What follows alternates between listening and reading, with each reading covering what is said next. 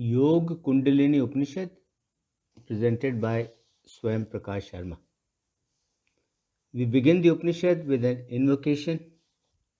O Almighty God, protect both me and my teacher. Nourish us both together. May we both work together with great energy. May our study be vigorous and effective. May we never fight with each other. May we never have hatred towards anyone. Om Shanti, Shanti, Shanti, Om. The Yoga Kundalini Upanishad, which is a Yoga Upanishad, belongs to the Krishna Yajur Veda. In the Muktika list of 108 Upanishads to be studied for salvation, this Upanishad figures at serial number 86 in that list. The Upanishad consists of 3 chapters and talks in detail about Pranayama and Kundalini, focusing how Kundalini is awakened. For convenience, the Upanishad is presented in 4 parts. Source material for this upload has been taken from the English translation of the Upanishad by K Narainaswamy Aiyar. The Upanishad, Part 1, Chapter 1, verses 1 to 39. The teacher says, Chit or consciousness has 2 causes. One is vasanas and the other is pran or vayu. If even one of these 2 is controlled, then they are both controlled. Of these 2, a person should focus on controlling pran or vayu, which he should always do following the following threefold path. Firstly, eating moderate food. Secondly, through adopting proper asanas or postures. And thirdly, through Shakti Chal, through movement of Shakti or energy. O Gautam, I shall now explain the nature of all these 3 to you. Listen carefully to what I have to tell you. First of all, let me tell you about moderate food. The food that one eats should be sweet and nutritious, and the quantity of such food that one should eat should be such that it leaves 1/4 of his stomach empty in order to please Shiv, who is the patron god of yogis. This is called moderate food. Next, we come to asanas or sitting postures of doing pranayama. Here, while doing pranayama, 2 kinds of asanas or postures are required. One is the Padmasana or the lotus posture, and the other is the Vajrasana. In the Padmasana, a person sits placing his heels over the opposite thighs. That is, he places his left heel on the right thigh and his right heel on the left thigh. This Padmasana is the destroyer of all sins. For the Vajrasana, a person should sit placing one heel below the Moolkand and the other heel over the Moolkand. One should sit with the neck, the body, and the head held erect. Now we come to Shakti Chal. The Shakti that is mentioned here is only the Kundalini. A wise person should take the Kundalini from its place, which is the navel, and move it upwards to the middle of one's eyebrows. This is called Shakti Chal or movement of energy. In practicing Shakti Chal, 2 things are necessary. One is Saraswati Chalan and the other is restraint or control of breath or pran. Then, through regular practice, Kundalini, which is in the form of a spiral, that Kundalini becomes straightened. Of these 2, I shall first explain Saraswati Chalan. Wise people of olden times have declared that Saraswati is none other than Arundhati. It is only by rousing up Saraswati or Arundhati that Kundalini is roused, that Kundalini is awakened. When pran or breath is passing through one's ida nadi or passing through one's left nostril, then a person should firmly assume the Padmasana and lengthen the Akash of 12 digits by 4 digits so that it becomes 16 digits.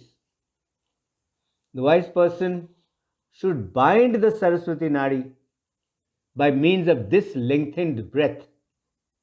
He should then firmly hold together both his ribs near the navel by means of the 4 fingers and thumbs of both his hands, one hand on each side.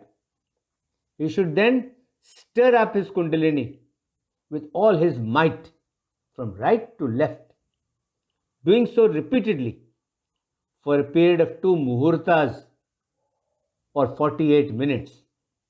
The work of stirring up of the Kundalini should be done fearlessly by him. When the Kundalini enters the Sushumna Nadi, he should draw it up a little. By this means, Kundalini enters the mouth of the Sushumna Nadi. Then Pran also, along with the Kundalini, enters the Sushumna Nadi on its own. While compressing the neck, at the same time, one should also expand the navel. Then, by shaking Saraswati, by making Saraswati vibrate, Pran goes above to the chest. Through the contraction of the neck, Pran goes above from the chest. Saraswati, which has sound in her womb, that Saraswati should be shaken. That Saraswati should be made to vibrate every day. Therefore, merely by shaking Saraswati, by merely making Saraswati vibrate, one is cured of many diseases. The diseases that are undoubtedly destroyed in this way by the daily shaking of the Saraswati are the diseases of the spleen, such as gulma or pliha, jalodra or dropsy, and all other diseases that arise in the belly. I shall now briefly describe pranayam to you. Pran is the vayu or the air that moves in the body, and restraining this air within the body is known as kumbhak. Kumbhak is of 2 kinds. One is sahit kumbhak and the other is keval kumbhak. One should continue with the practice of sahit kumbhak till one gets to the keval stage of kumbhak. There are 4 bhedas, there are 4 piercings or 4 divisions, namely Surya, Ujjayi, Sitali and Bhastri. The kumbhak that is associated with these 4 divisions is called Sahit Kumbhak. One should sit in the Padmasana upon a pure and pleasant seat, which is comfortable, which is neither too high nor too low, which is in a place which is pure, beautiful, and free from pebbles, etc., and which is the length of a bow, which is free from cold, fire, and water.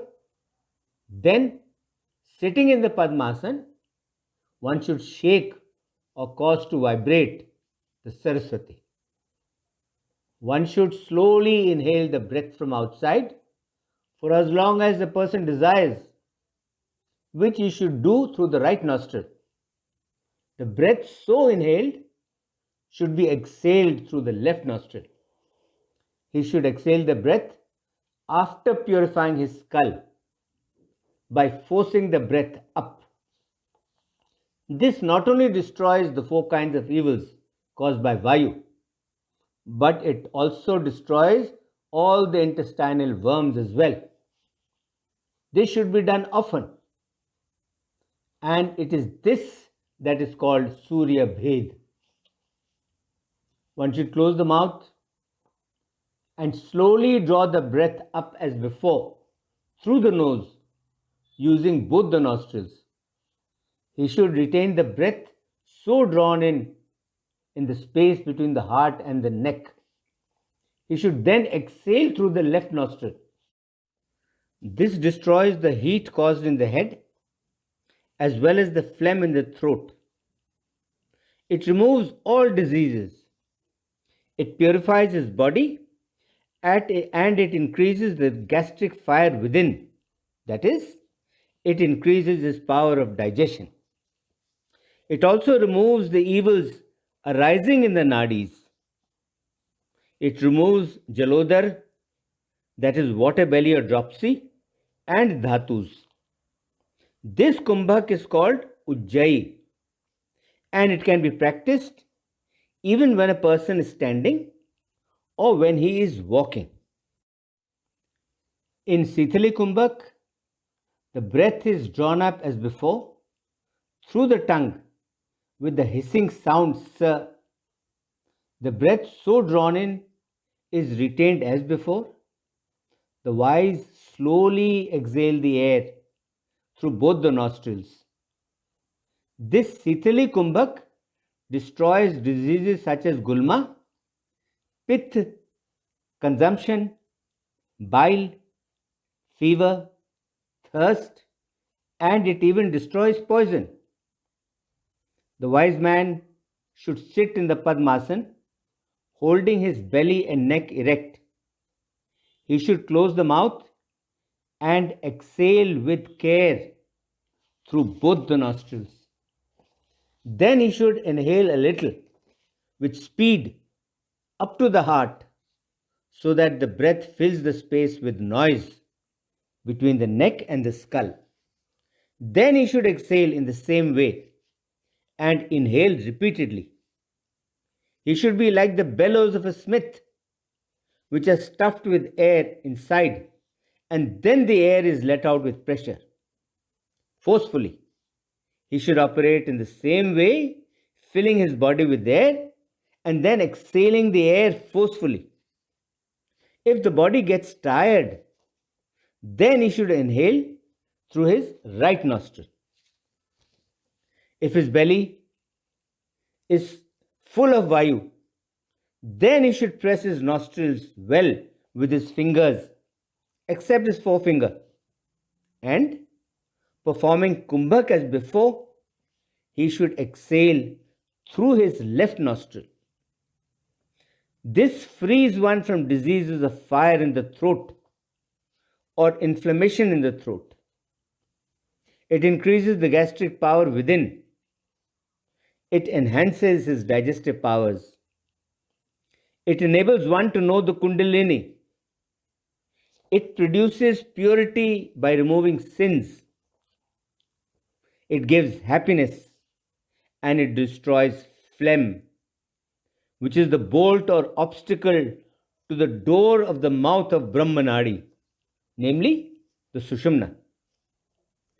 It also pierces the three granthis or the three knots that are differentiated through the three gunas. This kumbhak is known as bhastri and should be specially performed. Yes, this kumbhak is known as bhastri and should be specially performed. This concludes the first part of the Yoga Kundalini Upanishad. Om Shanti Shanti Shanti Om.